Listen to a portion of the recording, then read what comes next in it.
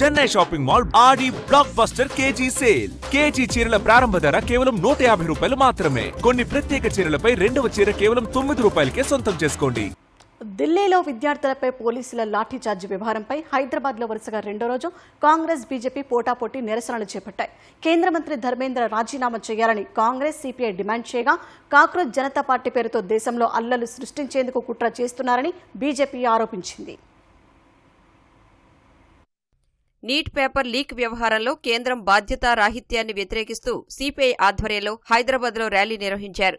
Liberty చౌరస్తా నుంచి tank బండ్పై ఉన్న అంబేద్కర్ విగ్రహం వరకు ప్రదర్శన చేపట్టారు.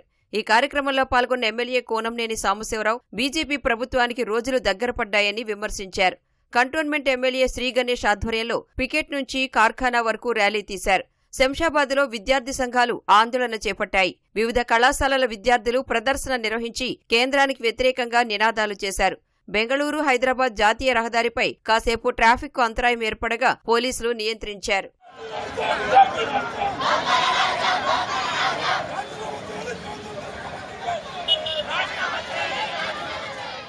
కాక్రోచ్ జనతా పార్టీ పేరుతో దేశంలో అల్లర్లు సృష్టించేందుకు కుట్ర జరుగుతోందని బీజేపీ రాష్ట్ర అధ్యక్షుడు రామచంద్రరావు అన్నారు. బంగ్లాదేశ్లో షేక్ హసీనాను తరిమికొట్టినట్లు ఇక్కడ చెయ్యాలని చూస్తున్నారని ఆరోపించారు.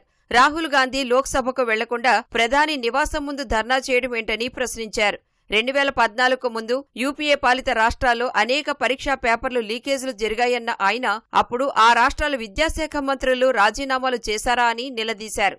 సికింద్రాబాద్ అల్వాల్లో బీజేపీ శ్రేణులు ఆందోళన చేపట్టాయి. కొందరు సంఘ విద్రోహ శక్తులుగా ఏర్పడి దేశ రక్షణకు విఘాతం కలిగిస్తున్నారని నేతలు ఆరోపించారు. ఏ రాహుల్ గాంధీ తాతని అమ్మమ్మని నానమ్మని ఖలిస్తాన్ పేరు మీద చంపడం జరిగిందో ఆ ఖలిస్తాన్ వాళ్ళతోనే చేతులు గడపడానికి రాహుల్ గాంధీ గారికి సిగ్గు రావట్లేదని నేను అడుగుతా ఉన్నాను. ఈ రోజు ఇది ఒకటైతే ఈ దేశ వ్యతిరేక శక్తులను కూడా మాట్లాడుతా ఉన్నాను. ఈ రోజు ఏమని నీట్ ఎగ్జామినేషన్ లో ఈ రోజు ఏదైతే లీకేజ్ అయిందో ఈ లీకేజ్ అయిన వెంటనే 31 మందిని అరెస్ట్ చేసి లోపలికి పంపించడం జరిగింది ఎన్డీఏ ప్రభుత్వం. నేను అడుగుతా ఉన్నాను రాహుల్ గాంధీ గారిని కానీ ఇండియా అలయన్సెస్ కానీ రేవంత్ రెడ్డి గారిని కానీ ఈ నీట్ ఎగ్జామినేషన్ మొన్న అయింది, సక్సెస్ఫుల్ గా అయింది. ఈ నీట్ ఎగ్జామినేషన్ టెస్ట్ రాసిన వాళ్ళు కానీ టెస్ట్ లో పాస్ అయిన వాళ్ళు కానీ ఒక్కరైనా మీడియాకు ముందు వచ్చి ఏదైనా అన్యాయం అయింది చెప్పారని ఎవరు ఒక్క వ్యక్తి రాలే, చెప్పట్లేదు. ఈ రోజు దానికి వ్యతిరేకించట్లేదు, వ్యతిరేకం మాట్లాడలేదు.